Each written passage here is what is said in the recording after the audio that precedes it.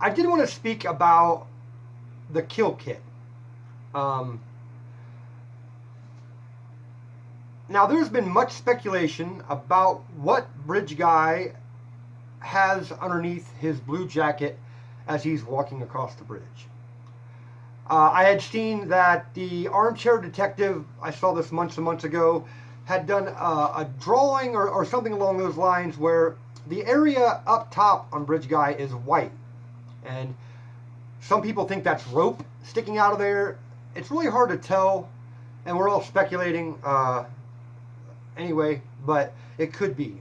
I've also seen people that think that Bridge Guy has binoculars underneath his jacket. Could be. I've seen people outline a gun. Could be. But these are all speculations. But what I think is fair to say is factual is he definitely is carrying something. Actually, some things. Multiple things. I think he's carrying multiple things. And the fanny pack looking thing at the bottom that's brown, some people said that, that probably is a fanny pack. It might be. I was kind of thinking maybe that he has a bag underneath his jacket, and that's the bottom of the bag sticking out. Again, these are all speculations, so we don't really know. But I think it is fair to say that it's definitely a kill kit. Definitely. I would say that's fair to assume. Which also backs up the argument of a possible serial killer. These are, again, just my opinions, and I don't mean to. I'm just giving my opinion. That's it. But I do believe that is a kill kit underneath his jacket. I do believe that he brought that kill kit with him that day to Delphi to use it on a victim or victims that he saw an opportunity to get away with it.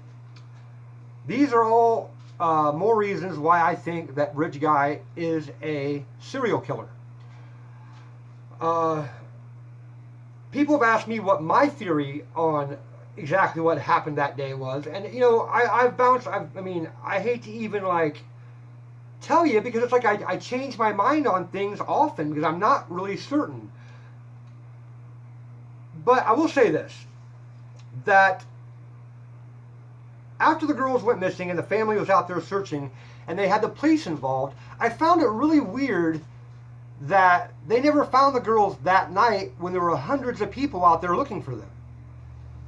I had heard a Gray Hughes episode where someone had called in and asked, do you think that the girls were taken out of the trails and brought back? And Gray said no. They were out there the whole time and people didn't find them because they weren't looking for dead bodies. They were looking for two alive little girls. So, yeah, that's possible. I don't think Bridge Guy could have taken the two girls out of the trail system, did what he did, and then brought them back. Bringing them back part would have been the hard part because so many people by 3:30, 4 o'clock were already starting to look for them. I would say by 4:30 or 5 for certain there were multiple people out there looking for them. So getting them back into the trail system I think would have been the difficult part of that. Again, speculation on my part, I don't know. But I that is the part that's always kind of been like, there were that many people out there looking for the girls and they didn't find them until noon the next day. And that was really the thing that, this whole case was like the biggest head scratcher to me. I just didn't know how that many people could miss them. I don't know. I would have thought that they would have looked up and down the river, the banks of the river, that night, the first night. Again, hindsight's 20/20, and I don't want to judge anyone for the work they put in, but it just seems like they would have looked in the area that they were found. I want to believe that, but again, speculation on my part. Again, I've heard rumors that the girls were stabbed. I've heard rumors that one of the girls was significantly more injured than the other, and I wouldn't know. And I hate to take anybody else's word but the police on what is factual, because again, this case really has a lot of mystery around it and confusion around it, and to add to that confusion is not my intent, and I don't really want to do that. But I'm just giving you my thoughts on it. But I do find that they didn't find him that first night is the biggest part of this case. That was the head scratch. You know, like, wow, I cannot believe they had that many people out there looking for them and they didn't find them. And one of the things I had heard was Libby was covered by leaves and Abby was set up against a tree, possibly posed.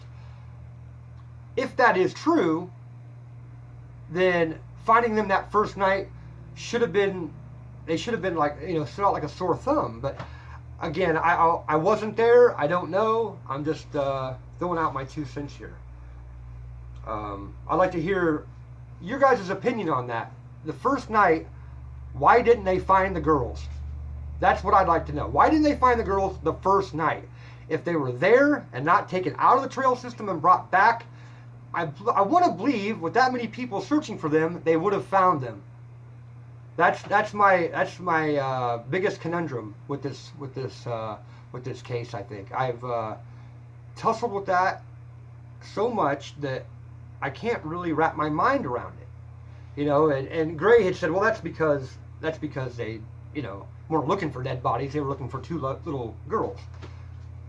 Yeah, possibly, maybe even probably. But I still want to think that if you still, I don't know. But that's about all I have for you today. I did want to say this also. I know we have somebody on the case trying to figure out who I am, and he's posting names in other groups and things like that. On my word, my name is not Robert Montgomery. I've never been to Florida, Indiana in my life.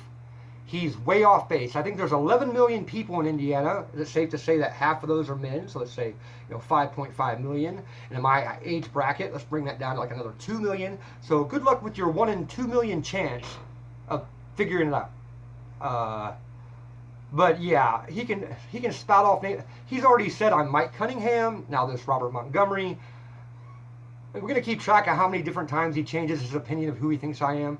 Because I'm telling you right now, if I could prove it to you that I'm not Robert Montgomery, I would do that. If you know a way of me to do that without showing my identity, I would do so. But I'm telling you right now, he's wrong. I give you my word on it. I can do no more than that. I would admit if he got it right anyhow, but I'm just telling you he's wrong. Okay? He's wrong. Give up. Just give it up. That's all I can say. Give it up. You're not going to get it. It's not going to happen. I have no connection to any of this, okay? I'm not from the area. I'm not involved. I'm just a true crime fan that saw what was happening and opened my mouth. That's all I am. No more than that. And who I am isn't important, man. I've said this time and time again. So leave it alone. Leave it alone. But yeah, I just wanted to touch base on the first night of the search with you guys, because that was the one part of this case that has been the biggest conundrum. And I'd like to hear your input, because once I hear what you have to say, then that may open my eyes to a different point of view. And like I said, I know I'm not generally correct, but I'm open to other ideas, because I'm not certain what happened. I'm not certain. Anything else I want to talk about? Oh, yeah. I am thinking of venturing out. I have other interests besides true crime, as you can probably tell. Music is a huge part of my interest, and I'm going to probably venture out and do some things involved in the music arena. And if you'd like to let me know if you'd like to see some of that, or just keep it true crime, or maybe start a new channel with just the music thing. I'm not sure exactly how I'm going to go about it yet, or just do a variety channel and keep it all in one place, just get the fans I can get, you know. And you know, but again, growing this channel isn't really a priority. I'm just kind of doing this as a hobby, as fun, you know. We went from 150 to 170, and it just keeps going up every day. And I appreciate the subscriptions. I appreciate the support.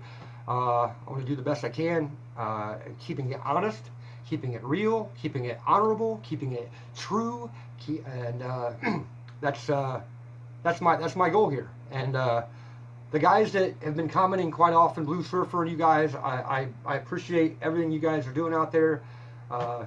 We haven't really received too much negativity yet. I'm prepared if it comes. You know, if it comes, it comes, and I'll deal with it then. But like I said, man, I believe in karma. You do things the right way, and that comes back to you. So yeah, I just wanted to get a video out to you today and talk a little bit about the first night. So let today be the day. I'm Hoosier the Bruiser, the True Crime Avenger.